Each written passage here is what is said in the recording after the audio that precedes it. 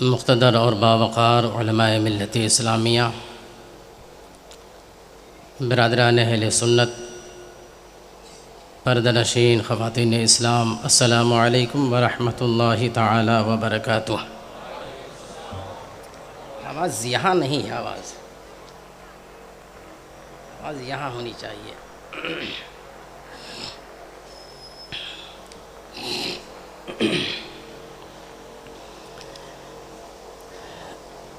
الحمد للہ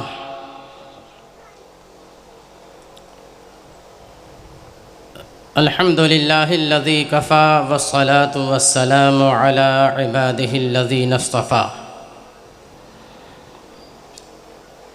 لا سیما علی سیدنا وسندنا وسید الانبیاء محمد المصطفیٰ، وعلى آلہ المجتبى واصحابہ المرتضى، اما بعد فأعوذ باللہ من الشیطان الرجیم، بسم اللہ الرحمن الرحیم۔ ان الذین قالوا ربنا اللہ ثم استقاموا تتنزل علیہم الملائکۃ الا تخافوا ولا تحزنوا وَأَبْشِرُوا بِالْجَنَّةِ الَّتِي كُنْتُمْ تُوعَدُونَ۔ آمنت باللہ، صدق اللہ مولانا العظیم وصدق رسولہ النبی الامین الکریم، ونحن علی ذلک لمن الشاہدین والشاکرین، والحمد للہ رب العالمین۔ حبیب یا رسول اللہ، تو نے اسلام دیا، تو نے جماعت میں لیا، تو نے اسلام دیا، تو نے جماعت میں لیا، تو کریم اب کوئی پھرتا ہے عطیہ تیرا۔ بحر سائل کا ہوں سائل، نہ کنویں کا پیاسا، بحر سائل کا ہوں سائل، نہ کنویں کا پیاسا، خود بجھا جائے کلیجہ میرا چھینٹا تیرا۔ اردو ہی میں پڑھ رہا ہوں اشعار نا، سمجھتے ہیں آپ لوگ اردو؟ میں گجراتی نہیں جانتا۔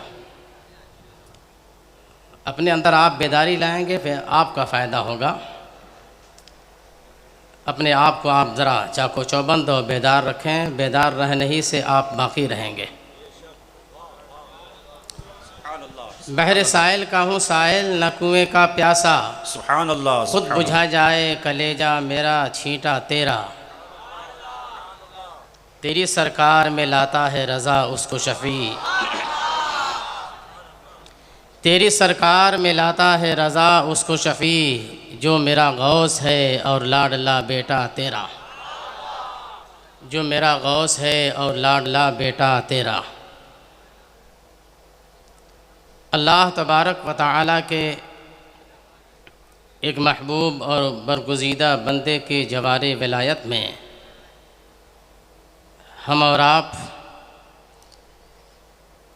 یہ سعادت حاصل کر رہے ہیں کہ اولیاء کرام کے ذکر سے اپنے دلوں کو جگا بھی رہے ہیں اور ان کی نورانیت سے منور بھی کر رہے ہیں۔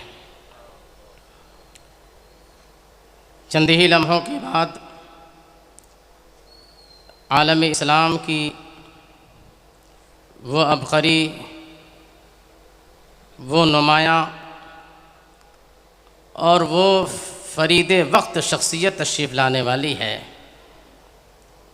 جو یقیناً بہت سے اللہ کے برگزیدہ بندوں اور اولیاء کرام کی امانتوں کا امین ہے۔ ہزاروں ہزار علماء کرام کا وہ استاذ و مربی ہے، اور جماعت اہل سنت کا اس وقت سب سے بڑا ماوا و ملجا ہے، جہاں پوری جماعت اپنے درد کا مداوع کرتی ہے، اپنی الجھی ہوئی گتھیوں کو سلجھاتی ہے، وہ ذات گرامی جانشین حضور صدر الشریعہ ممتاز الفقہا امیر المؤمنین فی الحدیث لشکر رضا کے کمانڈر ان چیف حضور محدث کبیر علامہ شاہ مفتی ضیاء المصطفیٰ صاحب قبلہ مدد اللہ العالی کی ہے۔ 91 سال کی عمر ہو چکی ہے۔ 91 سال کے اب تو آدمی بھی کم ملیں گے، اور اگر آپ تلاش و جستجو کے بعد ان سے ملاقات کریں گے تو اس ایسی بھری مجلس میں ملاقات نہیں کر پائیں گے، ان کے کھاٹ اور ان کے بستر پر آپ کی ملاقات ہوگی۔ مگر اللہ تبارک و تعالیٰ کے کرم کی برسات ان کے اوپر ہر دم ہوتی ہے۔ سبحان اللہ کہ اتنی عمر ہونے کے باوجود راتوں رات وہ جلسہ بھی کرتے ہیں، دن میں طلبہ کو پڑھاتے بھی ہیں، اور آپ کے ایمان و عقیدے کی حفاظت کے لیے وہ مشکل سے مشکل سفر بھی فرماتے ہیں۔ سبحان اللہ سبحان اللہ سبحان اللہ۔ آج آپ بہت خوش نصیب ہیں کہ اللہ کے ایسے محبوب بندے کی زیارت کا موقع آپ کو میسر آیا۔ اس لیے یار جب بیدار رہو گے تب نہ کچھ حاصل کرو گے، جب سوئے رہو گے خزانہ بٹ رہا ہوگا تو پھر اس کے بعد آپ کے دامن میں آئے گا۔ جب سوئے رہو گے تو کچھ بیدار رہو، دامن کو پھیلائے رہو۔ یہ وہ خزانہ ہے کہ ملتا ہے مگر آنکھیں اسے دیکھتی نہیں ہیں، مگر جب آنکھیں بند ہوتی ہیں تب خزانہ نظر آتا ہے۔ سبحان اللہ ارے بھائی اب بیدار ہو، سبحان اللہ سبحان اللہ۔ آپ بولو گے تو ہی میں بول پاؤں گا، آپ خاموش رہو گے تو میں اپنی جگہ بیٹھ جاؤں گا۔ یہ حضرت میرے مزاج سے واقف ہیں، اور میں آپ کو بلوا رہا ہوں آپ کے فائدے کے لیے، اپنے فائدے کے لیے نہیں۔ اب ذرا سا آپ بیدار ہو گئے ہوں تو اسی بیداری کے عالم میں مؤدب ہو جائیں اور گنبد خضرا کی چھاؤں میں تصورات کے عالم میں چلیں۔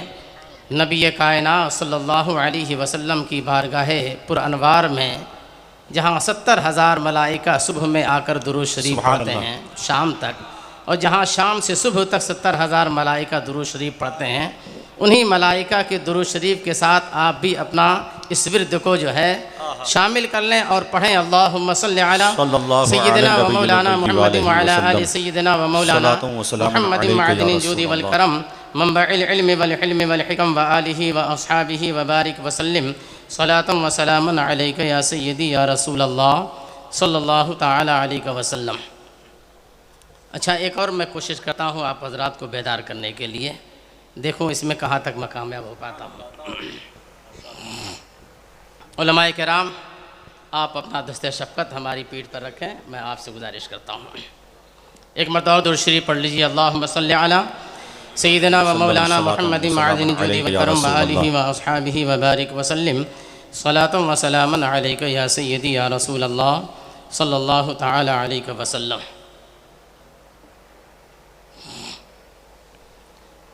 وفا شعار حق بنیں گے ہم بریلوی صدا، اللہ اللہ اللہ اللہ اللہ سبحان اللہ سبحان اللہ۔ وفا شعار حق بنیں گے ہم بریلوی صدا، ہم بریلوی صدا۔ پیچھے والے بھی بولیں وفا شعار حق بنیں گے ہم بریلوی صدا، ہم بریلوی صدا۔ بریلوی تھے ہیں رہیں گے ہم بریلوی، بریلوی تھے ہیں رہیں گے ہم بریلوی صدا، بریلوی تھے ہیں رہیں گے ہم بریلوی صدا۔ کوئی ہے جو اس سے ہٹا سکتا ہے ہم کو؟ نہیں نا، تو جب یہ کہو گے تب نہ سننے والا بھاگے گا دور۔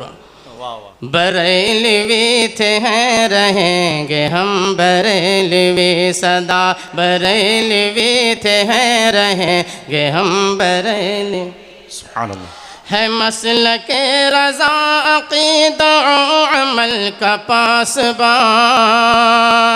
ہے مسلک رضا عقیدہ و عمل کا پاسبان، ہے مسلک رضا عقیدہ و عمل کا پاسباں ہے سانس جب تلک کہیں گے ہم بریلوی صدا ہے سانس جب تلک کہیں گے ہم بریلوی صدا نعرہ تکبیر، نعرہ رسالت، مسلک اعلیٰ حضرت، عطائے حضور محدث کبیر. بریلوی تھے ہیں رہیں گے ہم بریلوی صدا. آپ لوگ سب مل کے یہ ایک جملہ کہیے، بریلوی تھے ہیں رہیں گے ہم بریلوی صدا. بریلوی تھے ہیں رہیں گے ہم بریلوی. تمہارا حشر ہوگا کیا یہ سوچ لو اے حاسدو، تمہارا حشر ہوگا کیا یہ سوچ لو اے حاسدو، تمہارا حشر ہوگا کیا یہ سوچ لو اے حاسدو. ضرور خلد میں بسیں گے ہم بریلوی صدا، ضرور خلد میں بسیں گے ہم بریلوی صدا، ضرور خلد میں بسیں گے ہم بریلوی صدا. بڑے بزرگ کی وصیتوں کے ہم امین ہیں، بڑے بزرگ کی وصیتوں کے ہم امین ہیں، بڑے بزرگ کی وصیتوں کے ہم امین ہیں. رضا کے نام پر جئیں گے ہم بریلوی صدا، رضا کے نام پر جئیں گے ہم بریلوی صدا، رضا کے نام پر جئیں گے ہم بریلوی صدا. بریلوی تھے ہیں رہیں گے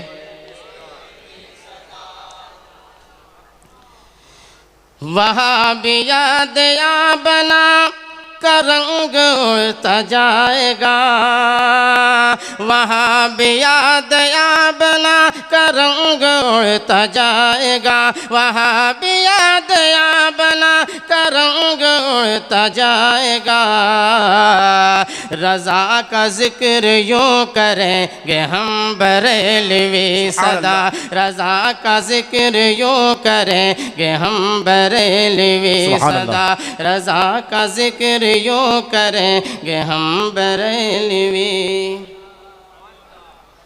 رضا نے جو نصب کیا ہے دین حق کا یہ علم، رضا نے جو نصب کیا ہے دین حق کا یہ علم، رضا نے جو نصب کیا ہے دین حق کا یہ علم. اسے عروج پر رکھیں گے ہم بریلوی صدا، اسے عروج پر رکھیں گے ہم بریلوی صدا، اسے عروج پر رکھیں گے ہم بریلوی صدا. لپٹ کے ہم رضا کے دامن کرم سے تاحیات، لپٹ کے ہم رضا کے دامن کرم سے تاحیات، لپٹ کے ہم رضا کے دامن کرم سے تاحیات. نبی کے عشق میں مریں گے ہم بریلوی صدا، نبی کے عشق میں، نبی کے عشق میں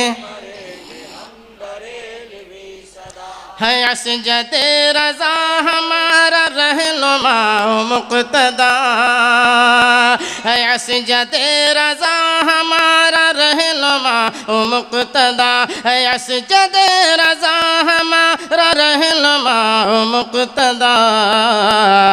کہا ہے اور یہی کہیں گے ہم بریلوی صدا، کہا ہے اور یہی کہیں گے ہم بریلوی صدا، کہا ہے اور یہی کہیں گے ہم بریلوی صدا. بریلوی تھے ہیں رہیں گے ہم بریلوی صدا. درود شریف پڑھیے۔ اللہم صلی علی صلی اللہ سیدنا و مولانا محمد وعلی آل سیدنا و مولانا محمد وعلی علیک یا الجود رسول والکرم اللہ۔ منبع العلم والحلم والحکم وآلہ واصحابہ وبارک وسلم صلاة و سلاما علیک یا سیدی یا رسول اللہ صلی اللہ تعالی علیہ وسلم۔ اللہ تبارک و تعالی کا بے پناہ کرم اور اس کا احسان ہے کہ اس نے ہم سب کو مسلمان پیدا کیا۔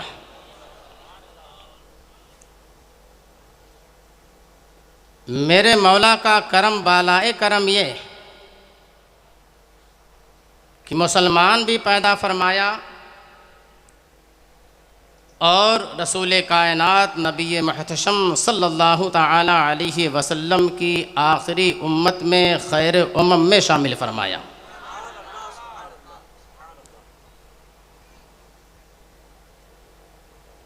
عزیزان ملت اسلامیہ،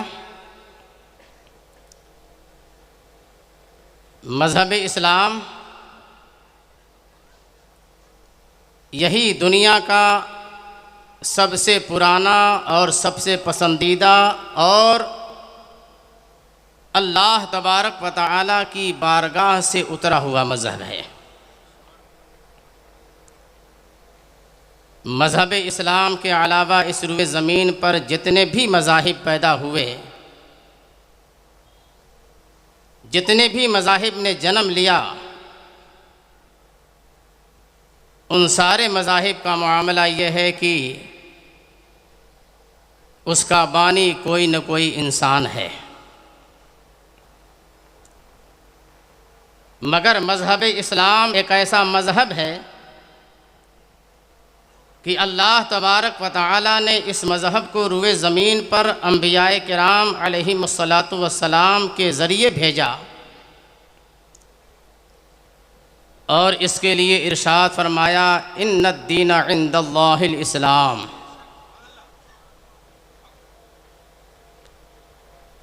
دینوں میں، مذہبوں میں پسندیدہ دین اور مذہب مذہب اسلام ہے۔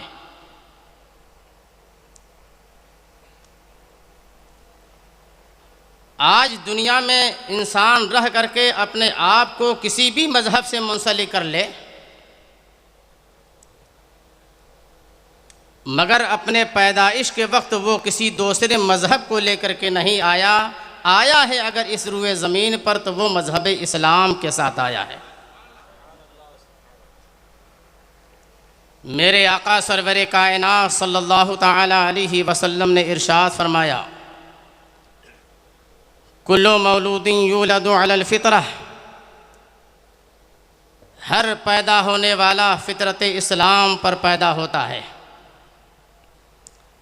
ہر دنیا میں جنم لینے والا جب وہ جنم لیتا ہے تو اپنے ساتھ مذہب اسلام لے کر کے آتا ہے، دین فطرت پر وہ پیدا ہوتا ہے۔ میرے آقا ارشاد فرماتے ہیں فَأَبْوَاهُ يُحَوِّدَانِهِ أَوْ يُمَجِّسَانِهِ أَوْ يُنَصِّرَانِهِ، پیدا ہو جانے کے بعد اس کے ماں باپ اسے چاہے یہودی بنائیں، چاہے نصرانی بنائیں، چاہے مجوسی آگ پرست بنائیں، پیدا ہوا ہے تو مذہب اسلام پر پیدا ہوا ہے۔ بہت توجہ سے آپ میری بات کو سماعت کیجئے گا، بیداری کے ساتھ۔ پیدا ہونے والا کہیں بھی پورے روئے زمین پر پیدا ہوا، وہ دین اسلام لے کر کے دنیا میں آیا ہے۔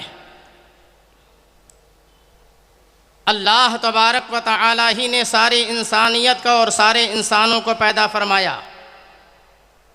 پوری کائنات کا صرف وہی خالق ہے اور وہی مالک ہے، دوسرا کوئی پالنہار نہیں، دوسرا کوئی خالق نہیں، دوسرا کوئی معبود برحق نہیں۔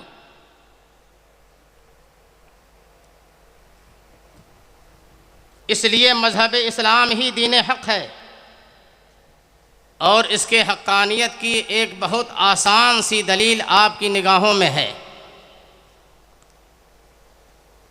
کہ دنیا کے وجود سے لے کر کے اب تک جتنے بھی مذاہب پیدا ہوئے، کتنے مذہب پیدا ہوئے اور دنیا سے نیست و نابود ہو گئے، ختم ہو گئے، لوگ تاریخوں میں ان کا نام بھی نہیں پاتے۔ کتنے ہیں جو جانکنی کے عالم میں ہیں اور کتنے ہیں کہ ہر دن وہ سر اٹھاتے ہیں۔ مگر دنیا کے جتنے بھی مذاہب باطلہ ہیں ان تمام کا معاملہ آپ اٹھا کر کے دیکھیں اور غور کریں کہ کوئی بھی مذہب باطل ایک دوسرے سے ٹکراتا ہوا نظر نہیں آتا، ایک دوسرے سے مزاحم نظر نہیں آتا۔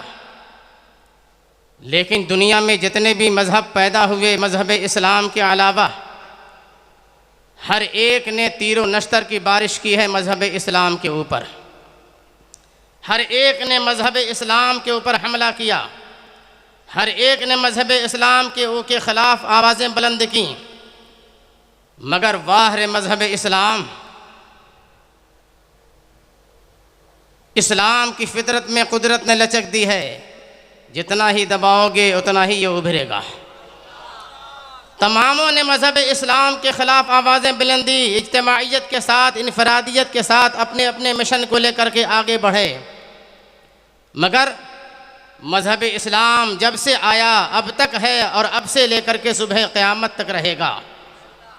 مذہب اسلام کو کل بھی نہ آج کوئی پہنچا سکا اور نہ مذہب اسلام کو آج کوئی نقصان پہنچا سکتا ہے۔ مذہب اپنی جگہ اسی طریقے سے باقی ہے۔ مذہب کے ماننے والے ہر زمانے میں مضبوط بھی رہے، کمزور بھی رہے۔ جس زمانے میں کہا جاتا ہے کہ مذہب اسلام کمزور ہوا ہے، میں یہ کہہ رہا ہوں اور آپ کو بتا دینا چاہتا ہوں کہ مذہب اسلام تو اللہ تبارک و تعالیٰ کا بھیجا ہوا مذہب ہے، اس کا پسندیدہ اور برگزیدہ مذہب ہے۔ مذہب اسلام کل جیسے آیا تھا آج بھی ویسے ہی ہے، صبح قیامت تک ویسے ہی رہے گا۔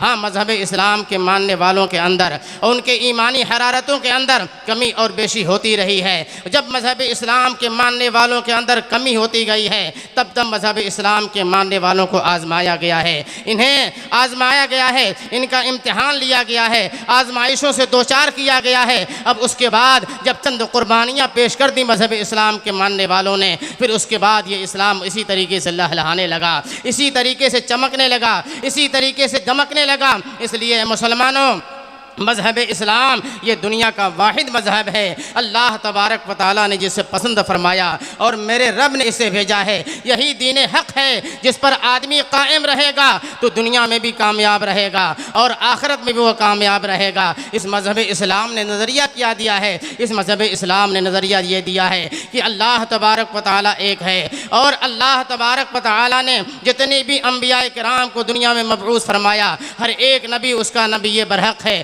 ہر ایک پر ایمان لانا ضروری ہے۔ اس مذہب اسلام نے کیا ہم کو بتایا ہے؟ مذہب اسلام نے ہمیں یہ بتایا ہے، آمنت باللہ وملائکتہ وکتبہ ورسولہ والیوم الآخر والقدر خیرہ وشرہ من اللہ تعالی والبعث بعد الموت۔ ایمان آدمی مسلمان کب ہوتا ہے؟ آدمی مسلمان اس وقت ہوتا ہے کہ اللہ تبارک و تعالیٰ کی وحدانیت کا وہ اقرار کرے، اللہ نے جتنی آسمانی کتابیں نازل فرمائی ہیں ان تمام کتابوں پر ایمان لائے، اللہ تبارک و تعالیٰ نے جتنے فرشتے نازل فرمائے، جتنے فرشتے پیدا فرمائے، ان تمام فرشتوں کو اللہ کی مخلوق جانے۔ اللہ تبارک و تعالیٰ نے جنت کو بنایا ہے، اسے بھی وہ حق مانے، اللہ نے جہنم بنایا ہے اسے بھی حق مانے، اللہ تبارک و تعالیٰ موت دے گا اسے بھی وہ مانے، اور مرنے کے بعد ایک دن پروردگار عالم اٹھائے گا اسے بھی وہ حق مانے۔ اسی کو مذہب اسلام کہتے ہیں۔ اب اس کے بعد آپ دوسرے مذاہب کا جائزہ لے لیجئے اور مذہب اسلام کی خوبیوں کو دیکھیے کہ مذہب اسلام میں آنے کے بعد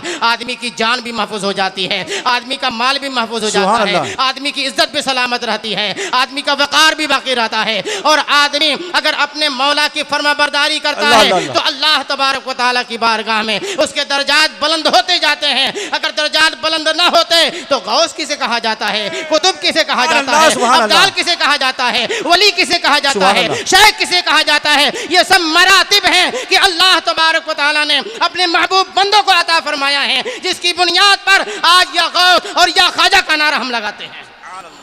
نعرے تکبیر، نعرے رسالت، فیضان غوث اعظم، فیضان غریب نواز۔ عزیزان ملت اسلامیہ، یہ مذہب اسلام جو آج لہلاتا ہوا چمکتا دمکتا ہوا ہمارے ہاتھوں میں ہمارے بیچ میں ہے، یہ یوں ہی نہیں چمک رہا ہے، اس کے چمکنے کے لیے بہت سی قربانیاں اور بہت سے خون بہے ہیں، تب جا کر یہ چمکا ہے۔ اس کو چمکانے کے لیے اللہ تبارک و تعالیٰ کے پیارے انبیاء کرام نے اپنی قربانیاں پیش کیں، خصوصاً نبی کائنات صلی اللہ تعالیٰ علیہ وسلم نے وہ عظیم قربانی پیش فرمائی ہے کہ سارے انبیاء کرام اتنی آزمائشوں میں نہیں مبتلا کیے گئے جتنی بڑی آزمائش میں نبی آخر الزمان ہم سب کے آقا مولا جناب محمد رسول اللہ صلی اللہ تعالیٰ علیہ وسلم کو آزمائش میں ڈالا گیا۔ یہ مذہب اسلام میرے آقا سرور کائنات صلی اللہ تعالیٰ علیہ وسلم طائف کی سرزمین پر جب اپنے صحابہ کے ساتھ تشریف لے گئے اور قلعہ طائف کا جب آپ نے محاصرہ فرمایا، طائف کے قلعے کو جب گھیر لیا ہے، اندر جو ہے وہ مسلمانوں سے مقابلہ کرنے والی جو تعداد ہے، جو لشکر ہے، وہ ہتھیار سے لیس ہے، اس کے پاس طاقت ہے، اس کے پاس قوت ہے، اور وہ حفاظت کی دیواروں میں محصور ہیں، مگر میرے آقا سرور کائنات صلی اللہ تعالیٰ علیہ وسلم قلعے کے باہر ہیں، آپ کے صحابہ قلعے کے باہر ہیں، اسی لیے مقابلہ ذرا مشکل ہو رہا تھا، اور عالم یہ ہوا کہ ادھر سے تیر و نشتر کی بارشیں ایسی ہوئی ہیں۔ میرے آقا سرور کائنات صلی اللہ علیہ وسلم کے جسم نازنین پر اتنے پتھر برسائے گئے ہیں کہ جس طریقے سے شاور سے پانی نکلتا ہے، اسی طریقے سے نبی کائنات صلی اللہ علیہ وسلم کے جسم نازنین سے خون کے فوارے نکل رہے ہیں۔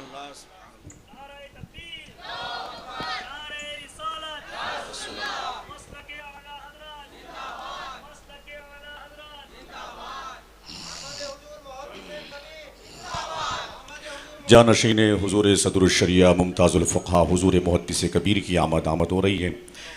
بہت مبارکباد ہے وہ آنکھیں جو اس عظیم الشان پاکیزہ شخصیت کے چہرے کو تکے گی۔ آج ہم ان کے ہاتھوں کو چومیں گے، آنے والی نسل ہمارے قدموں کا بوسہ دیتی ہوئی نظر آئے گی۔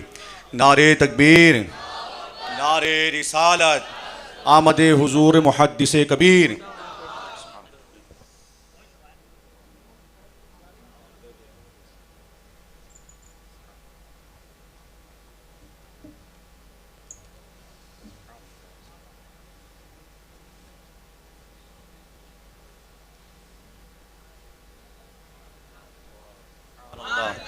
سبحان اللہ، سبحان اللہ، سبحان اللہ۔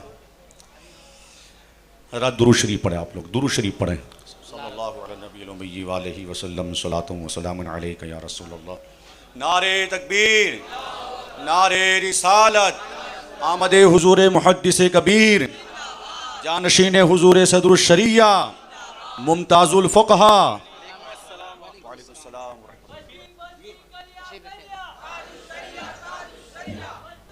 السلام علیکم۔ بازو حضور تاج الشریعہ، نعرہ تکبیر، نعرہ رسالت۔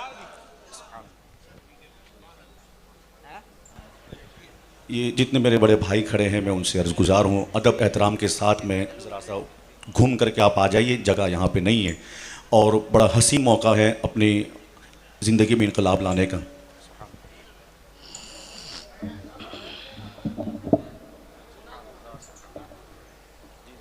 ٹھیک ہے،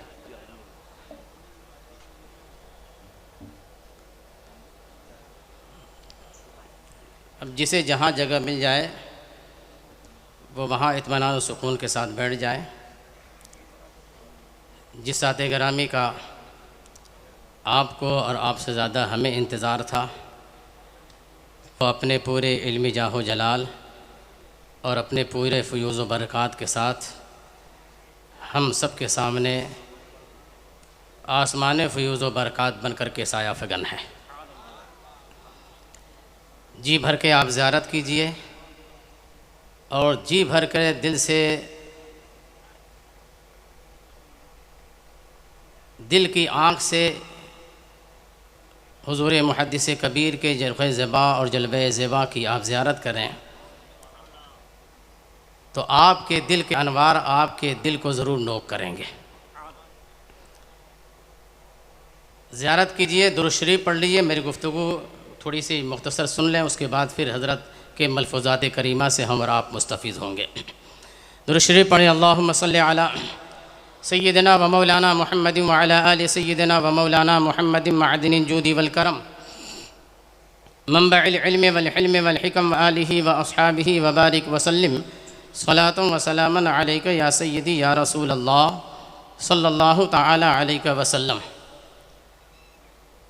میں یہ عرض کر رہا تھا کہ مذہب اسلام یہ اللہ تبارک و تعالیٰ کا وہ پسندیدہ اور برگزیدہ مذہب ہے کہ دنیا کے وجود سے لے کر کے اب تک دنیا میں جتنے بھی مذاہب باطلہ پیدا ہوئے ان تمام مذاہب کے ماننے والوں نے مل جل کر کے مذہب اسلام کو ختم کرنے کے لیے پوری کوششیں کر ڈالیں، مگر عالم یہ ہوا کہ ان مذاہب میں سے نہ جانے کتنے زمیں بوس ہو گئے، دنیا سے نیست و نابود ہو گئے، مگر اسلام کل بھی چمک رہا تھا، آج بھی چمک رہا ہے، صبح قیامت تک چمکتا رہے گا۔ کیوں؟ اس لیے کہ مذہب اسلام کے لیے مذہب اسلام کے جیالوں نے قربانی پیش کی ہے۔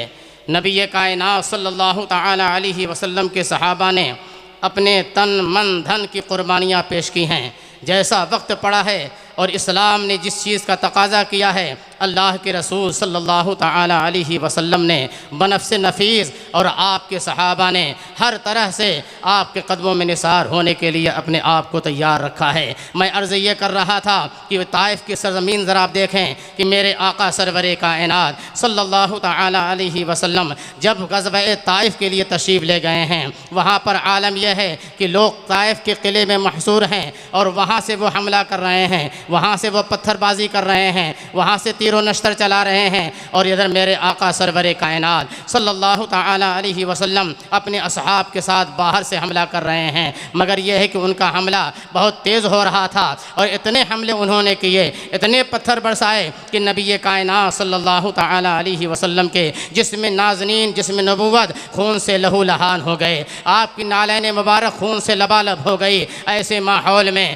میرے آقا سرور کائنات صلی اللہ علیہ وسلم کے دربار پر انوار میں پہاڑوں کا فرشتہ حاضر ہوتا ہے اور عرض کرتا ہے، یا رسول اللہ صلی اللہ تعالی علیہ وسلم، اگر آپ حکم فرمائیں تو آپ کے ان نافرمانوں کو دو پہاڑوں کے بیچ میں سینڈوچ بنا دوں، انہیں چٹنی بنا دوں، نیست و نابود ہو جائیں گے۔ ہواؤں کا فرشتہ حاضر ہو رہا ہے، یا رسول اللہ اگر آپ اجازت دیں تو میں اتنی تیز ہوائیں چلا دوں کہ یہ پہاڑوں سے ٹکرا کے ختم ہو جائیں گے۔ اس طریقے سے ایک اپنا سردار حاضر ہو رہا ہے نبی کے دربار میں، مگر میرے آقا سرور کائنات صلی اللہ تعالی علیہ وسلم ان کو نیست و نابود کرنے کے حکم نہیں فرما رہے ہیں، بلکہ میرے آقا ارشاد فرماتے ہیں اپنے رب کی بارگاہ میں، اللہم اہد قومی فإنہم لا یعلمون، اے پروردگار عالم میری اس قوم کو ہدایت عطا فرما، اس لیے کہ یہ لوگ مجھے پہچانتے نہیں ہیں، یہ لوگ مجھے جانتے نہیں ہیں، یہ لوگ میرے مقام مرتبہ کو جانتے نہیں ہیں،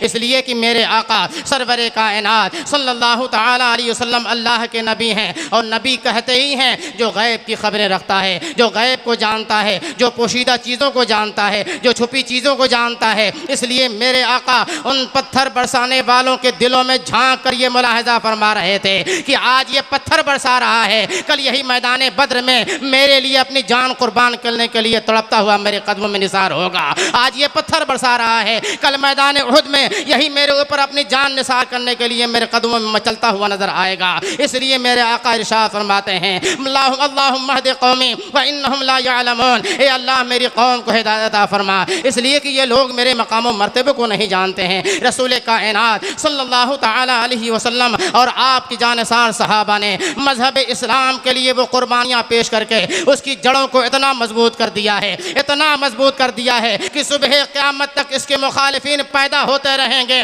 مگر ہر زمانے میں اللہ تبارک و تعالی کسی نہ کسی محافظ کو کھڑا کرتا رہے گا۔ کبھی امام اعظم کی شکل میں کوئی محافظ کھڑا ہوگا، کبھی امام مالک کی شکل میں کوئی محافظ کھڑا ہوگا، کبھی امام غزالی کی شکل میں کوئی محافظ کھڑا ہوگا، اور کبھی مجدد الف ثانی کی شکل میں کوئی محافظ کھڑا ہوگا، کبھی امام محمد رضا کی صورت میں کوئی مخالف کھڑا ہوگا، اور جب صلح کلیت کا سیلاب ابھرتا ہوا نظر آئے گا تو تاج الشریعہ اور محدث کبیر کی صورت میں محافظ کھڑا کرے گا پروردگار۔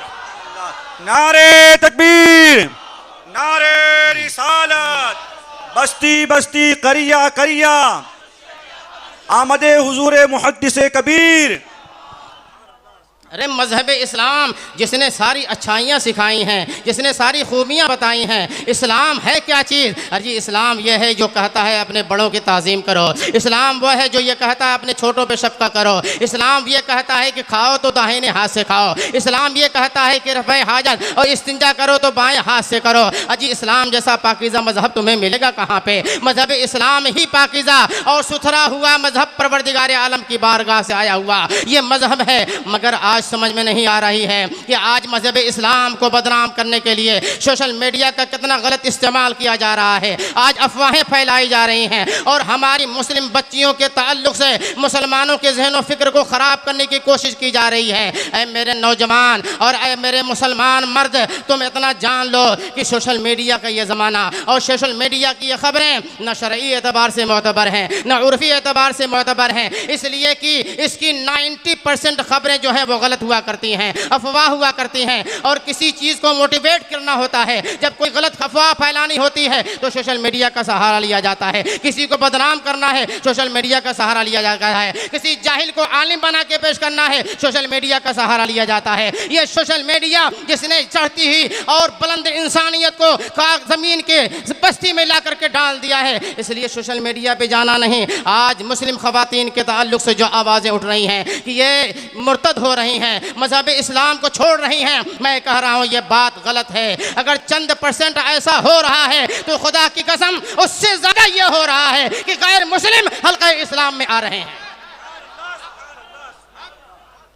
لیکن یہ خبر کبھی آپ کو پڑھنے کو نہیں ملے گی، کبھی سوشل میڈیا پر یہ چیز آپ کو نہیں ملے گی۔ کیوں نہیں ملے گی؟ اس لیے کہ ہر جگہ کور دبتی ہوئی نظر آ رہی ہے، یہاں بھی وہ دبتے ہوئے نظر آئیں گے، اس لیے یہ چیز آپ کو نہیں ملے گی۔ مگر میں آپ سے یہ کہنا چاہ رہا ہوں کہ آپ کیوں اس کے دباؤ میں آ رہے ہیں، آپ کیوں ٹینشن کا شکار ہو رہے ہیں؟ ہمارا مذہب جو ہم کو سکھاتا ہے ہم اس پر عمل کریں، باقی ساری چیزیں جو ہے ہمارا مذہب خود کر لے گا، ہمارا مذہب خود اس کا دفاع کر لے گا۔ ارے ہم مسلمان ہیں، ہم نے اسلام پر احسان نہیں کیا ہے، بلکہ اسلام کا یہ احسان ہے کہ اس نے ہم کو اپنے دامن میں لیا ہے، اس لیے کہ اسلام کیا ہے؟ المسلم من سلم المسلمون بیدہ ولسانہ۔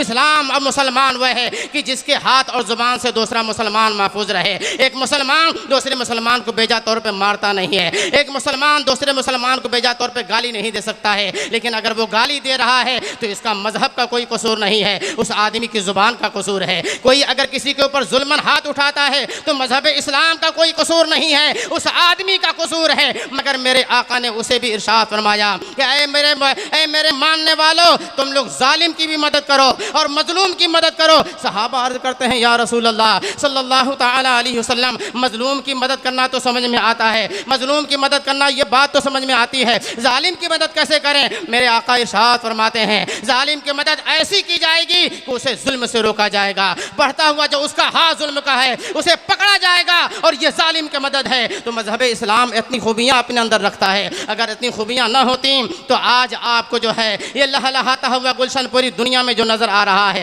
اس کی تابشیں جو نظر آ رہی ہیں، آج آپ کھا رہے ہو، آج آپ پی رہے ہو، یہ کیا سمجھ رہے ہو؟ یہ صرف مذہب اسلام کی دین ہے، جو دوسرے بھی اس کے صدقے میں پائے جا رہے ہیں، ورنہ میرے آقا سرور کائنات صلی اللہ تعالی علیہ وسلم نے یہ ارشاد فرما دیا ہے الابدال اربعون بہم تنصرون و بہم ترزقون۔ ابدال 40 ہیں، انہی کی بنیاد پر تم رزق دیے جاتے ہو، انہی کی بنیاد پر تم مدد کیے جاتے ہو، اور انہی کی بنیاد پر تمہارے اوپر بارشیں نازل ہوتی ہیں۔ یہ ابدال کون ہیں؟ اللہ تبارک و تعالیٰ کی بارگاہ کے وہ برگزیدہ اور چہیتے بندے ہیں جسے اللہ تبارک و تعالیٰ نے اپنی بارگاہ کے لیے چن لیا ہے، منتخب فرما لیا ہے، اور ایسا چن لیا ہے کہ اللہ تعالیٰ رزق ان کے اوپر نازل فرماتا ہے، ملتا ہے دوسری مخلوق کو، اللہ ان کے اوپر بارشیں نازل فرماتا ہے، دوسرے لوگ پاتے ہیں، اللہ ان کے اوپر تمام چیزیں نازل فرماتا ہے، ان کی وجہ سے ملتا ہے۔ اسی لیے بریلی کا امام یہ کہہ رہا ہے تیرے غلاموں کا نقش قدم ہے راہ خدا، وہ کیا بہک سکے جو یہ سراغ لے کے چلے۔ اللہ سبحان اللہ سبحان اللہ۔ تم نے اپنی تاریخ پڑھی ہی نہیں مسلمان، پہلے بھی نہیں پڑھ رہے تھے جب موبائل نہیں آیا تھا، اور جب موبائل آ گیا ہے تو اس کے بعد مسلمانوں کے اخلاق میں کتنی گراوٹ پیدا ہوئی۔ مسلمان اپنے کردار اور کریکٹر کے اعتبار سے کتنا گر گیا کہ اسے اپنی مذہبی ذمہ داریاں بھی یاد نہ رہیں۔ اللہ کے رسول صلی اللہ تعالی علیہ وسلم نے ارشاد فرمایا، کلکم راعٍ وکلکم مسئول عن رعیتہ، تم میں کا ہر ایک ذمہ دار ہے اور ہر ایک سے اس کی ذمہ داری کے بارے میں سوال ہوگا۔ ہر باپ اپنے بیٹے اور بیٹی کا ذمہ دار ہے، صرف پیدا کر کے چھوڑ دینا نہ باپ کہے جانے کی قابل ہے، اور نہ یہ ہے کہ اس کی ذمہ داری صرف یہی تھی کہ وہ پیدا کر کے چھوڑ دے۔ رزاق اللہ تعالیٰ روزی وہ دے گا، مگر تربیت اللہ تبارک و تعالیٰ نے تمہارے ذمہ رکھی ہے۔ تم جیسی تربیت دو گے تمہارے بچوں کے اندر ویسے ہی انقلاب بپا ہوگا اور ویسے ہی اخلاق کے وہ گرویدہ ہوں گے۔ اپنے بچوں کو پڑھاؤ، اپنی بچیوں کو پڑھاؤ، مگر ان کے اوپر نگاہ بھی تو رکھو، ان کے اوپر نگاہ بھی تو رکھو۔ اگر تم ان کے اوپر اپنی نگاہ نہ رکھو گے تو عالم کیا ہوگا؟ وہ پہلے دن تھوڑا سا آزاد ہوں گے، دوسرے دن اور زیادہ آزاد ہوں گے، پھر اس کے بعد وہ اپنی نظروں کو ادھر ادھر دیکھیں گے کہ نہ میری ماں میرے اوپر نظر رکھتی ہے، نہ میرا باپ میرے اوپر نظر رکھتا ہے، تو پھر اس کے بعد چوطرفہ ادھر سے انویٹیشن تو مل ہی رہا ہے اس کو۔ عالم کیا ہوگا؟ اب ایسے سیلاب میں وہ اپنے آپ کو نہ بچا سکے گا نہ بچا سکے گی۔ لیکن جب آپ اس کے اوپر نگاہ رکھو گے تو ہمیشہ اس کے دل میں خوف بیٹھا رہے گا، ڈر بیٹھا رہے گا، کہیں میرا باپ دیکھ نہ رہا ہو، کہیں میری ماں دیکھ نہ رہی ہو۔ اور ماں باپ کی ذمہ داری یہی تو ہے، سب سے پہلی ذمہ داری ماں باپ کی یہ ہے کہ وہ اپنے بچیوں کو اسلامیات سکھائیں۔ مسلمان ہیں، مسلمان کے گھر میں وہ پیدا ہوئے ہیں، اسلام کیا چیز ہے اور اسلام کس بات کا تقاضا کرتا ہے۔ اس لیے جب شروع ہی سے آپ نے اسے اسلامیات کے سانچے میں ڈھال دیا ہے، پھر اس کے بعد اب بڑے ہونے تک بھی اس کے اسلامیات کے سانچے میں کوئی دوسرا کوئی اور ایک کنکر بھی نہیں ڈالنے کی قوت رکھتا، اس لیے کہ سارے خانوں کو آپ نے اسلامیات سے بھر دیا ہے۔ مگر آج افسوس کا مقام یہ ہے، بہت توجہ سے اس بات کو سماعت کیجئے گا، کہ ہمارے گھروں میں حقوق کی ادائیگی کے اعتبار سے اگر دیکھا جائے تو بہت زیادہ گراوٹ آ چکی ہے۔ اتنی زیادہ گراوٹ آ چکی ہے کہ اگر ایک باپ کے 3 بیٹے ہیں، تینوں کی شادی اس نے کر دی ہے، مگر ایک بیٹا اس میں سے اگر زیادہ کماتا ہے تو اس کے اوپر، اس کے بچوں کے اوپر اور اس کے بیوی کے اوپر ماں باپ کی توجہ زیادہ ہوتی ہے۔ میں عمومی بات کر رہا ہوں، سب کی بات نہیں کر رہا، لیکن عمومی طور پر آپ بھی اس بات کی تصدیق کریں گے کہ جو بیٹا اور بیٹوں کی مناسبت اور بیٹوں کی بنسبت زیادہ کما کر لا کے دیتا ہے تو ماں باپ اس کے بچوں پر اور اس کی بیوی پر زیادہ توجہ دیتے ہیں، یا جس کی بیوی اپنے میکے سے لے کے آتی ہے اس کے اوپر توجہ دی جاتی ہے، اور جو نہیں لے کے آتی ہے، اپنے گھر سے وہ غریب ہے، اپنے گھر سے وہ اتنی زیادہ مالدار نہیں ہے کہ وہ لا کر کے اپنے شوہر کے گھر کو دے، تو صرف نہ یہ ہے کہ اس سے نظریں چرائی جاتی ہیں، اس کے اوپر ظلم بھی کیا جاتا ہے، اسے ستایا بھی جاتا ہے، اسے مارا بھی جاتا ہے، اسے بہت سے ناکردہ کاموں پر مجبور کیا جاتا ہے جو نہیں کرنے والے ہوتے ہیں۔ اب ایسے ماحول میں وہ صرف ان سے برگشتہ نہیں ہوتی ہے، وہ گھر والوں ہی سے صرف ناراض نہیں ہوتی ہے، سے یہ سبب بنتا ہے پھر اس کے بعد کوئی اگر اسے ذرا سا بھی سہارا غیر کی طرف سے مل جاتا ہے تو وہ اب اپنی باتیں رکھتا ہے، ہمارے وہاں تو ایسا کیا جاتا ہے، ہمارے وہاں تو یہ خوبیاں ہیں، ہمارے وہاں تو وہ خوبیاں ہیں، جبکہ خوبی نام کی کوئی چیز وہاں پہ نہیں ہے، مگر اپنی دنیاوی زندگی کے اعتبار سے وہ عورت مجبور ہوتی ہوئی نظر آتی ہے۔ اس لیے مسلمانوں، اپنے گھروں میں مساوات پیدا کرو، اپنے گھروں میں برابری پیدا کرو، اور حقوق کے اعتبار سے ہر ایک کے حق کو اپنی اپنی جگہ پہ جب تم ادا کرو گے، اور ہر گھر کا بڑا ذمہ دار جو ہے ہر ایک پر برابر جب نظر رکھے گا تو تو کسی کو یہ شکایت ہی پیدا نہیں ہوگی، کہیں سے ایسا پانی مرتا ہوا نظر ہی نہیں آئے گا جہاں پر کسی غیر کو مداخلت کرنے کا وقت ملے یا گنجائش ملے۔ اس لیے مسلمانوں اپنے گھروں کے اندر یہ ماحول پیدا کرو جو مذہب اسلام نے دیا ہے، اپنے گھر کے اندر ماحول پیدا کرو جو مذہب اسلام نے سکھایا ہے۔ نبی کائنات صلی اللہ تعالیٰ علیہ وسلم کی محبت اپنے بچوں کے دلوں میں ڈالو، قرآن پاک کی تعلیم ان کو سکھاؤ، اپنے بڑوں کا ادب انہیں سکھاؤ، اور بزرگان دین کی تاریخیں انہیں کم از کم بتاؤ۔ جب بزرگان دین کی تاریخیں بتاؤ گے، ہر مہینے کی 11 تاریخ کو تم فاتحہ کرنا غوث اعظم کی یہ پابندی کر لو، اور اپنے گھر کے بچوں کو اس دن شامل رکھو، ہر فاتحے میں شریک رکھو۔ جب تم یہ کرتے جاؤ گے تو خدا کی قسم اگرچہ وہ کمزور ہوگا مگر ہر 11ویں کی برکت سے سرکار غوث اعظم اسے بہکنے نہیں دیں گے۔ مگر جب غوث پاک کا نام ہی نہیں سنے گا، خواجہ پاک کا نام ہی نہیں سنے گا، امام احمد رضا کا نام ہی نہیں سنے گا، مفتی اعظم تاج الشریعہ کا نام ہی نہیں سنے گا، محدث کبیر کتنے بڑے عالم کا نام ہے جب وہ جانے گا ہی نہیں، صرف نام کا جب مسلمان ہوگا تو وہ ایک کھلونا ہوگا، کوئی بھی کھیل جائے گا، وہ ایک ٹوئے ہوگا، کوئی بھی اسے توڑ ڈالے گا۔ مگر جب تم اپنے اسلاف اپنے بزرگوں کے نام سے اسے جو ہے منسوب کر دو گے اور اپنے بزرگوں کی تاریخ اس کے ذہن و فکر میں جب اتار دو گے تو اپنے بزرگوں کی تاریخ ہمیشہ اس کے ذہن کے تختی پر منقش رہے گی، اور کبھی بھی کوئی بہکانے والا اسے بہکا نہیں سکتا ہے۔ اللہ تبارک و تعالی نے یہ ارشاد فرمایا، یا ایھا الذین آمنوا اتقوا اللہ وکونوا مع الصادقین، اے ایمان والو تقوی اختیار کرو، پرہیزگاری اختیار کرو، اللہ تبارک و تعالیٰ سے ڈرو، تقوی اختیار کرو، جتنے فرائض واجبات ہیں ان کو ادا کرو، جتنے حرام چیزیں ہیں ان سے اپنے آپ کو باز رکھو، یہی تقوی ہے۔ اور کونوا مع الصادقین، سچوں کے ساتھ رہو، سچوں کے ساتھ رہو۔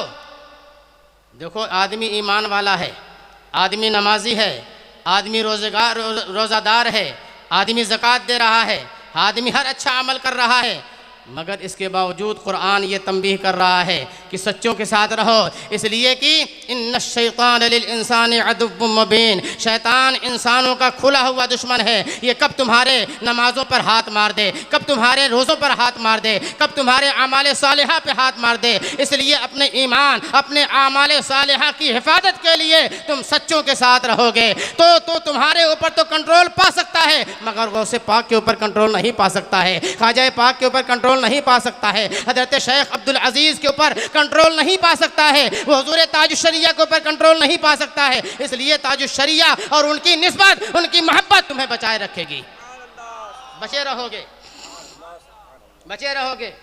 اور پھر اس کے بعد ایک معاملہ یہ بھی آ رہا ہے کہ شادی بیاہ کا جب معاملہ آتا ہے تو بچہ اگر غریب ہے، ہونہار ہے، بچہ ہونہار ہے، ماہر ہے، قابلیت ہے، ایبیلٹی اس کے اندر ہے، مگر اس کے پاس اچھا مکان نہیں ہے، اور بچہ غریب اگر ہے تو آدمی اپنی لڑکی وہاں پہ نہیں دے رہا ہے، آدمی وہاں پہ اپنی لڑکی نہیں دے رہا ہے۔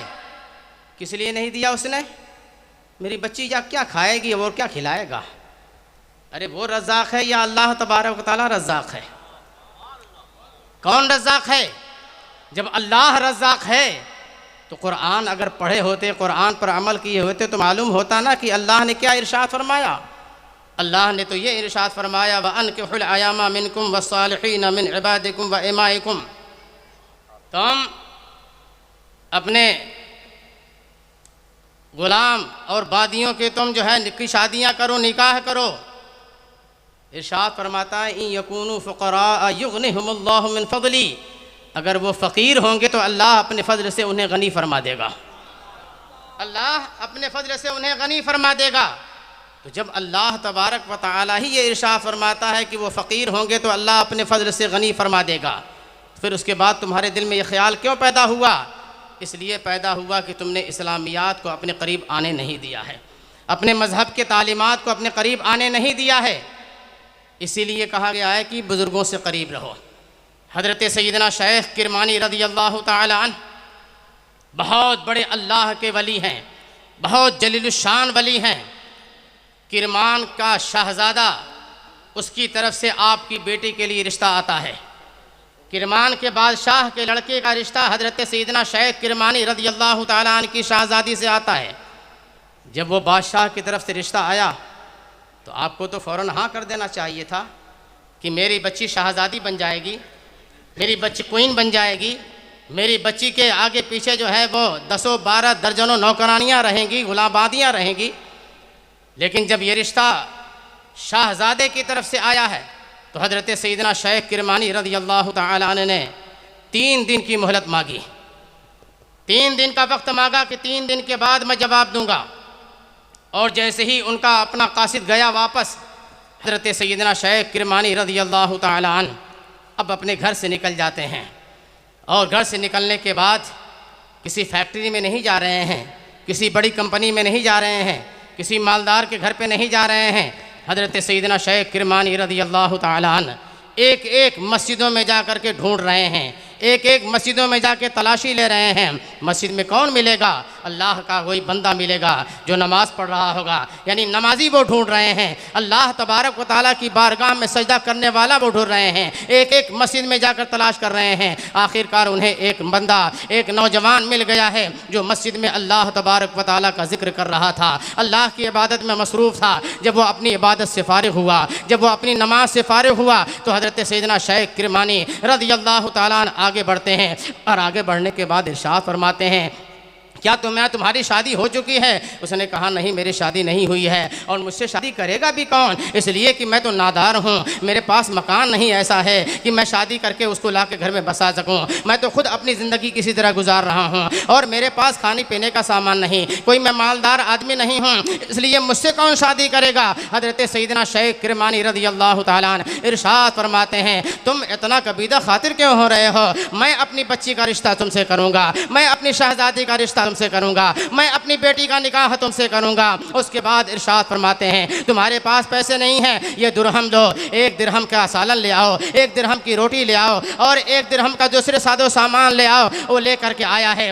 حضرت سیدنا شیخ کرمانی رضی اللہ تعالیٰ عنہ اپنی نیک اور صالحہ بیٹی کا رشتہ اور نکاح اس مرد نیک سے کر دیا کرتے ہیں، اس نمازی لڑکے سے کر رہے ہیں۔ اب اس کے بعد آپ کی بیٹی رخصت ہو کر کے اس غریب نادار کے گھر پہ جب پہنچی ہے، اس غریب مفلس آدمی کے گھر پہنچی ہے، وہاں جانے کے بعد جب اس نے دیکھا ہے کہ صبح کا جب اجالا نمودار ہوا، وہ دیکھ رہی ہے کہ پانی کا ایک مٹکا ہے، مٹکے کے اوپر ڈھکن رکھا ہوا ہے، اس کے اوپر ایک روٹی پڑی ہوئی ہے، تو اس نے بچی نے فوراً پوچھا، شیخ کرمانی کی شہزادی نے پوچھا، یہ روٹی کب سے پڑی ہوئی ہے، یہ روٹی کیسی پڑی ہوئی ہے؟ تو اس بچے نے کہا کہ میں نے افطار کے لیے کر کی باسی روٹی رکھ لیا ہے کہ افطار کے وقت میں اس سے اپنے روزے کا افطار کروں گا، روزہ میں اس سے کھولوں گا۔ بچی کہتی ہے معاملہ ایسا ہے، میں تمہارے گھر میں نہیں رہوں گی، میں تمہارے اس مکان میں نہیں رہ سکتی۔ وہ بچہ کہہ رہا ہے میں پہلے ہی سوچ رہا تھا کہ شیخ کرمانی کی بیٹی میرے ساتھ نہیں رہ سکتی ہے، تو یہ کہتی ہے کہ تم غلط سوچ رہے ہو، تم غلط سوچ رہے ہو، تم نے یہ سوچا کہ شاید میں اپنے بڑے باپ کی بیٹی ہوں، اس بنیاد پر نہیں رہوں گی۔ نہیں نہیں، یہ بات غلط ہے، میں اس گھر میں اس لیے نہیں رہوں گی کہ جس آدمی کو اللہ تبارک و تعالیٰ پر توکل نہیں ہو، جس آدمی کو اللہ کی ذات پہ بھروسہ نہیں ہو، جو آدمی کل کا انتظام کر کے رکھ رہا ہو اور اللہ کی ذات پہ بھروسہ نہ رکھ رہا ہو، اس لیے میں ایسے مکان میں نہیں رہ سکتی، میں ایسے غیر متوکل آدمی کے ساتھ نہیں رہ سکتی۔ اللہ اکبر! ایسے لوگ تھے ہمارے بزرگ، ایسے تھے ہمارے اسلاف میں کچھ ایسے لوگ تھے جو اس طریقے سے اپنی زندگی گزارتے تھے، مگر ان کا اوڑھنا اسلام تھا، ان کا بچھونا اسلام تھا، ان کا چلنا پھرنا اسلام ٹپکتا تھا، ان کی بولی سے اسلام ٹپکتا تھا، اسلام کی نزاکت ان کے وجود سے سمجھ میں آتی تھی۔ وہ بچی یہ کہہ رہی ہے میں ایسے مکان میں نہیں رہوں گی۔ اب اس کے بعد وہ بچہ آگے بڑھتا ہے، وہ نوجوان آگے بڑھتا ہے اور کہتا ہے ٹھیک ہے میں ابھی اسے صدقہ کر دے رہا ہوں۔ اس نے کہا جب تک صدقہ نہیں کرو گے تب تک میں اس گھر میں نہیں رہ سکتی۔ فوراً لے جاتا ہے اور فقیر کے حوالے کر دیتا ہے، فقیر کے حوالے وہ کر دیتا ہے۔ اب اس کے بعد میاں بیوی خیر عافیت کے ساتھ اس گھر میں زندگی بسر کر رہے ہیں۔ کیا حضرت شیخ کرمانی کو نہیں معلوم تھا کہ زندگی کے لیے کپڑوں کی ضرورت ہے، زندگی کے لیے کھانے پینے کی ضرورت ہے، زندگی کے لیے زندگی کے لوازمات کی ضرورت ہے؟ ضرور انہیں اس بات کا یقین تھا، لیکن اس سے زیادہ اس بات پر یقین تھا کہ جس خالق و مالک نے مجھے پیدا کیا ہے ہر چیز کا وہ انتظام ہم سے ہماری پیدائش سے پہلے کر چکا ہے، اس لیے جب ہر چیز کا انتظام پہلے ہو چکا ہے اس لیے اللہ کی ذات پہ بھروسہ کر کے اپنی زندگی کی ناؤ کو آگے بڑھاؤ۔ سبحان اللہ سبحان اللہ سبحان اللہ یا رسول اللہ یہ مذہب اسلام ہی ہے جس میں ایسے ایسے جیالے پیدا ہوئے ہیں جنہوں نے اس دنیا کو ہمیشہ اپنے پیروں کی نوک پر رکھا ہے، جوتے کی نوک پر رکھا، ٹھوکر میں رکھا ہے۔ دنیا ان کے پیچھے ہاتھ جوڑ کر کے بھاگتی رہی، مگر انہوں نے کبھی دنیا کو پیچھے مڑ کر کے نہیں دیکھا۔ عالم یہ ہوا کہ پوری دنیا خادمہ بن کے رہی۔ یہ مذہب اسلام کی خصوصیت ہے، اس لیے کہ مذہب اسلام دنیا میں کسی کو دنیاوی تخت و تاج نہیں دیتا ہے، مگر روحانی شوکت اور روحانی ملک کا مالک اسے ضرور بنا دیا کرتا ہے۔ یہ مذہب اسلام ہے۔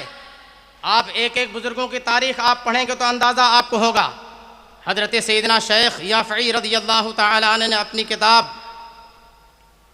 میں اسے لکھا کہ ایک مرتبہ حضرت سیدنا بلال خواص رضی اللہ تعالی عنہ میدان تیس سے وہ گزر رہے تھے، تنہا ہے اپنے وجود کے اعتبار سے، مگر انہیں اندازہ اس بات کا ہو رہا ہے کہ میرے ساتھ ساتھ بھی کوئی چل رہا ہے۔ رک گئے، پیچھے مڑ کر کے دیکھا، ظاہری طور پہ کوئی نظر نہیں آ رہا ہے، مگر اس بات کا یقین ہے کہ میرے ساتھ ساتھ کوئی چل رہا ہے۔ چلتے رہے وہ، جب ساتھ ساتھ چلنے کا یقین ہو گیا ہے تو رک کر کے وہ کیا دیکھتے ہیں؟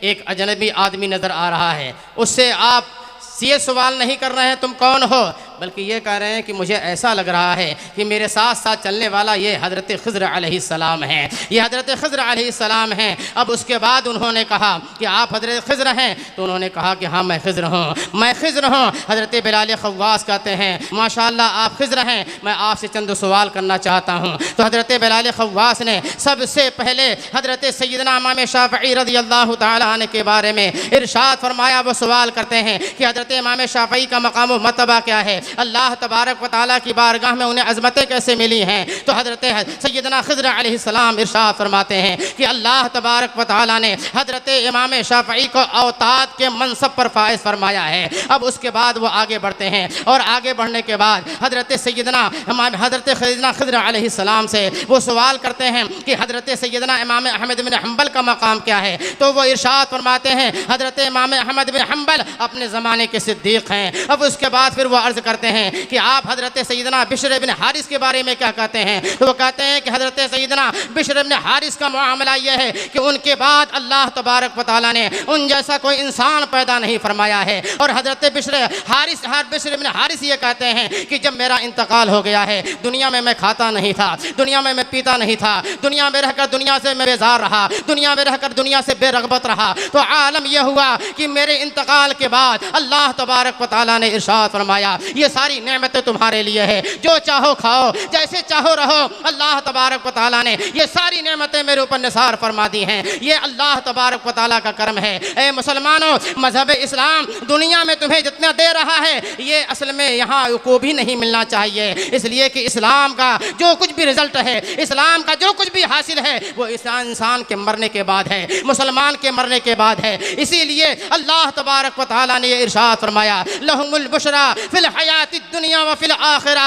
اللہ تبارک و تعالیٰ کے جو نیک بندے ہوا کرتے ہیں، اللہ تبارک و تعالیٰ کی بارگاہ میں جو لرزتے اور کانپتے کھڑے ہونے والے بندے ہوتے ہیں، ان کا عالم یہ ہے کہ جب اس طور پر وہ اپنی زندگی گزارتے ہیں تو ان کے لیے دنیا میں بھی خوشخبری ہوتی ہے اور آخرت کی زندگی میں خوشخبری ہوتی ہے۔ اور قرآن یہ کہہ رہا ہے ان الذین قالوا ربنا اللہ، بے شک وہ جنہوں نے کہا کہ ہمارا رب اللہ ہے، ثم استقاموا، پھر اس پر وہ قائم رہ گئے۔ اب آندھیاں آتی رہیں مگر اسے ہلا نہ سکیں، طوفان آیا اسے ڈگمگا نہ سکا، ادھر سے کوئی اور آیا اور اسلام کے خلاف بکواسیں کرتا رہا مگر اس کے وجود کے اوپر کوئی فرق نہیں پڑا۔ اسی کو کہتے ہیں استقامہ، وہ اس پر قائم رہا، ڈٹا رہا، تو اس کے موت کے وقت فرشتے حاضر ہو جاتے ہیں اور حاضر ہونے کے بعد اسے تسلیاں دیتے ہیں اور اسے بہترین خوشخبریاں دیتے ہیں۔ اس لیے اے مسلمان، تم یہاں پر دوسروں کے کہنے اور بہکاوے مت آؤ۔ اللہ تبارک و تعالیٰ نے تمہارے لیے بہترین انتظام کر رکھا ہے، بہترین انعام تمہارے لیے تیار ہے۔ اللہ تبارک و تعالیٰ نے ماننے والوں کے لیے جنت تیار کر رکھی ہے اور نہ ماننے والوں کے لیے جہنم تیار کر رکھا ہے۔ اس لیے اگر تم مانو گے اور مانو گے تو ظاہر سی بات ہے کہ آزمائش سے دو چار ہونا پڑے گا۔ جب مانو گے تو تمہیں ہر طرح سے امتحان سے گزرنا پڑے گا۔ جب مانو گے تو صحابہ کی زندگی کو اپنی زندگی میں اتارنا پڑے گا۔ جب مانو گے ائمہ کرام کی زندگیوں کو اپنی زندگی میں اتارنا پڑے گا۔ اس لیے مصیبتیں یہ ہم سب کے لیے رحمت ہیں، مصیبتیں ہم سب کے لیے زحمت نہیں ہیں۔ یہ جب مصیبت آتی ہے تو کوئی نہ کوئی اپنے پیچھے راز رکھتی ہے، کوئی نہ کوئی اپنے پیچھے وہ کوئی نہ کوئی ہمارے لیے ہیلا رکھتی ہے۔ اس لیے مسلمانوں مصیبتوں سے مت گھبراؤ، اس لیے کہ جو کچھ ہے یہ ہمارے لیے قید خانہ ہے۔ جب ہم مریں گے، جب ہماری آنکھیں بند ہوں گی تو یار دوسروں کے لیے قبر تو عالم یہ ہوگی، وہ دبائے گی، ادھر کی پسلیاں ادھر ہو جائیں گی۔ لیکن اے مسلمان، جب تو نبی کا کلمہ پڑھتے ہوئے جائے گا، جب یہ تو گنگناتے ہوئے جاؤ گے، انہیں جانا انہیں مانا، نہ رکھا غیر سے کام، للہ الحمد میں دنیا سے مسلمان گیا، جب یہ کہتے ہوئے جاؤ گے وہ تمہارے لیے قبر قبر نہیں ہوگی، جنت کے باغوں میں سے ایک باغ ہوگی۔ وہ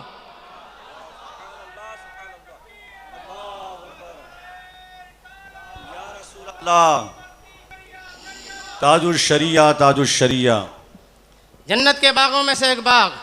اس لیے جنت کے باغوں میں باغ پانے کے لیے غوث پاک کی زندگی پڑھ لو، سرکار غریب نواز کی زندگی پڑھ لو، سیدنا امام غزالی کی زندگی پڑھ لو، ائمہ کرام کی زندگی پڑھ لو، اور یہ سب زندگیاں اگر تمہارے لیے بہت دور پڑ رہی ہیں تو تم امام احمد رضا کی زندگی کا مطالعہ کر لو، حضرت سرکار مفتی اعظم کی زندگی کا مطالعہ کر لو، سرکار حجت الاسلام کی زندگی کا مطالعہ کرو، حضور صدر الشریعہ کو پڑھو، اور اگر یہ بھی نہیں پڑھ پا رہے ہو تو حضور محدث کبیر کو تو دیکھ لو کہ اللہ تبارک و تعالیٰ نے کیسا شاداب رکھا ہے۔ یہ کم آزمائشوں سے گزر رہے ہیں، کم امتحانات ان کے ہو رہے ہیں، مگر ہر امتحان میں اللہ تبارک و تعالیٰ نے ان کو امتیازی پوزیشن عطا فرمائی ہے۔ سبحان اللہ، سبحان اللہ۔ کیوں؟ اس لیے کہ استقامو، یہ ڈٹے ہوئے ہیں اپنے ایمان پر، یہ ڈٹے ہوئے ہیں اپنے اعمال صالحہ پر، یہ ڈٹے ہوئے ہیں اپنا مذہب اسلام کی حقانیت پر، اور صرف ڈٹے ہوئے نہیں ہیں، نہ جانے کتنے لاکھ لوگوں کو اس پر ڈٹا ہوا جمع کے رکھے ہوئے ہیں۔